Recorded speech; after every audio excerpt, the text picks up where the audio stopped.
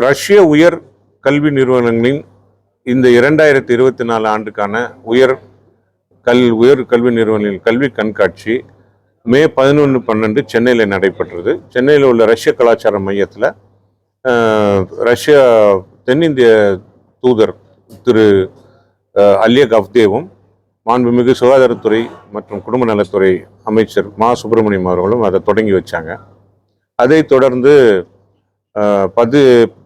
14 May மதுரையில் உள்ள residency ஹோட்டல்லையும், 15 திருச்சி ஃபெமினா ஹோட்டல்லையும், 16 சேலம் ஜிஆர்டி ஜைப் ஹோட்டல்லையும், 17 கோவையில் உள்ள கிராண்ட் ரிஜென்ட் ஹோட்டல்லையும் இந்த கல்வி கண்காட்சி நடைபெற இருக்கு.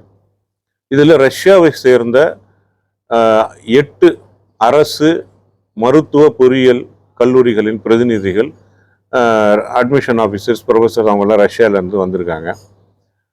இந்த ஃபேருக்கான என்ட்ரி ஃப்ரீ. இதுக்கு வர மாணவர்களுக்கும் பெற்றோர்களுக்கும் அங்கே உள்ள கல்வி நிறுவனங்களில் உள்ள வசதிகள் பற்றியும், வசதி வாய்ப்புகள், அவங்களுடைய எவ்வளோ செலவாகும், அது ரெக்கக்னிஷனு, இதெல்லாம் பற்றி எல்லா தகவல்களையும் தர இருக்காங்க. அதற்குண்டான +2 மார்க் ஷீட் மற்ற டாக்குமெண்ட்ஸ்லாம் கொண்டு வர ஸ்டூடெண்ட்ஸுக்கு அங்கேயே ஸ்பாட் அட்மிஷன் கிடைக்கவும் வாய்ப்பு இருக்குது. ரஷ்யாவில் 63 மருத்துவ பல்கலைக்கழகங்களும் 600 பொறியியல் மருத்துவக் கல்லூரிகளும் இருக்குது.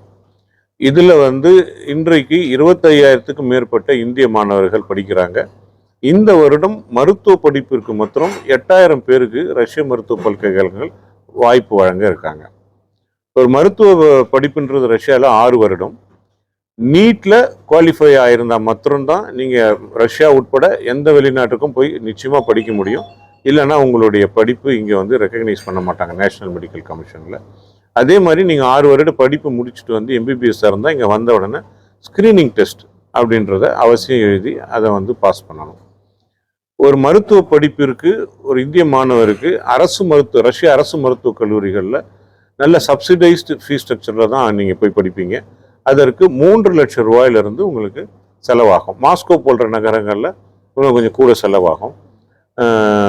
வெள்ளிக்கிழமை அன்னைக்கு ஹோட்டல் கிராண்ட் ரெஜென்ட்ல நடக்கிற கல்வி கண்காட்சிக்கு வர மாணவர்களுக்கு இந்த எல்லா தகவலும் ரஷ்ய கல்வி நிறுவனங்களின் அதிகாரிகளால் நேரடியாக வழங்கப்படும். ஒரு 25%. போன வருடம் டோட்டலாக ஆல் இண்டியா லெவலில் ஒரு 6,000 ஸ்டூடெண்ட்ஸ் போயிருப்பாங்க. மருத்துவம், பொறியியல் எல்லாம் சேர்ந்து, ஸ்காலர்ஷிப் ஸ்டூடெண்ட்ஸ் எல்லாமே சேர்ந்து. இந்த வருடம் மருத்துவத்திற்கு 8,000 ஸ்டூடெண்ட்ஸை எதிர்பார்க்குறோம். மாணவர்கள், மாணவிகள், இது எல்லாருக்கும் உண்டான பாதுகாப்பு யூனிவர்சிட்டியில் இருக்குது. ரஷ்யாவில் 1960 இந்திய மாணவர்கள் படிச்சுட்டு இருக்காங்க. எங்கள் ஸ்டடி அப்ராட் நிறுவனம் ரஷ்ய கலாச்சார மையத்தோட 1992 32 வருஷமாக மாணவர்கள் அனுப்பிட்டு இருக்கோம். இன்றைய தேதியில் ரஷ்யாவில் எங்களால் அனுப்பப்பட்ட மாணவர்கள் ஒரு 2,000 பேர் இந்த தேதியில் படிச்சுட்டு இருக்காங்க. பாதுகாப்பு காரணமாகவோ, இல்லை சரியான உணவு கிடைக்கலையோ, இல்லை மொழி பிரச்சனை, இல்லை கிளைமேட் செட்டை ஒத்து வரலன்னோ இது வரைக்கும் ஒரு மாணவர் இந்தியாவில் திரும்ப வந்ததில்லை. சேஃப்டி அங்கே ஒரு இஷ்யூவாக இது வரைக்கும் எங்களுக்கு இருந்ததே இல்லை. காலம்னு மற்றும் இல்லை, நீங்கள் டியூஷன் ஃபீயை தவிர உங்களுடைய உணவு செலவு, மற்ற இதர செலவுகள் நீங்கள் வருடம் கூட போகலாம். அது எல்லா செலவும் நீங்கள் தான் ஏற்றுக்கணும். விமான போக்குவரத்து, உங்களுடைய இதர செலவுகள் எல்லாமே நீங்கள் தான் ஏற்றுக்கணும். ஸ்காலர்ஷிப் ஸ்டூடெண்ட்ஸாக இருந்தாலும் அந்த பயண செலவை மாத்திரம் நீங்கள் செய்யணும். இதில் சில ஸ்காலர்ஷிப் சீட்ஸ் இருக்குது.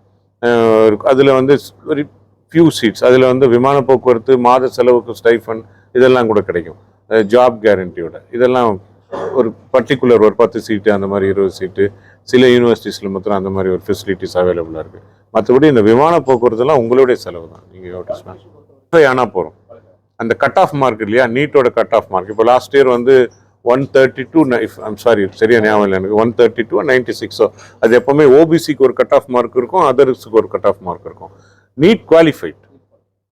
ஆமாம், அது இந்தியன் எம்பசி மாஸ்கோவில் இருக்க இந்திய தூதரகம் டிசம்பர் மாதத்தில் எங்ககிட்டயே ஃபுல் ரிப்போர்ட் கேட்குறாங்க.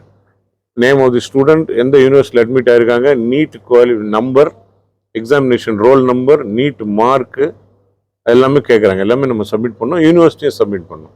இதெல்லாம் அவங்க ஃபுல்லாக கண்ட்ரோல் பண்ணுறாங்க. Last year